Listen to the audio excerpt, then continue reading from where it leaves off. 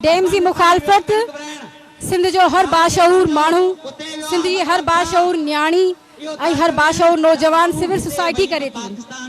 असी डैम कतई further dam को भी डैम केनाल को भी बिजली घर असांजी मर्ज़ी खां सवाइ इंडस रिवर सिस्टम ते ठहण कोन ॾींदासीं।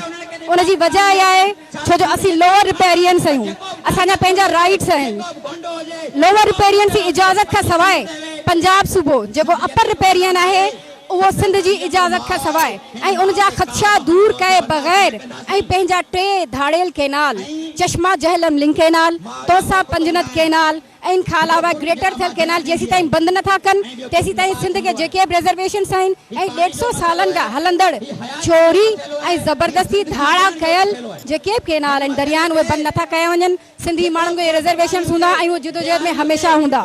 जेसी ताईं रही हिन जदोजहद जी ॻाल्हि त तव्हां ॾिसो पिया त हमेशा अवामी तहरीक पहिरियों ऐं ॾुखियुनि हालतुनि में स्टेप खणंदी आहे ऐं उन खां पोइ सॼी सिंध जाॻंदी आहे।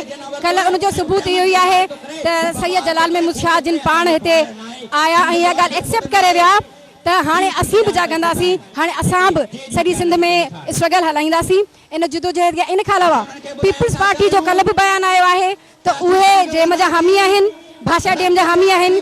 खुर्शीद शाह जो कल्ह बयानु आयो आहे सिंध टीवी ते त असीं भाषा डेम जा हामी आहियूं ऐं चीफ जस्टिस खे इन जे लाइ बाक़ाइदा फंड रखाइणु खपे।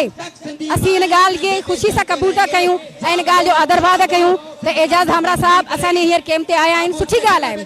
पर हिकिड़ी पार्टी जा ॿ माण्हू ॿ मुख़्तलिफ़ राया रखनि पिया, इहो छा आहे, इहो असांजी सम्झ खां ॿाहिरि आहे।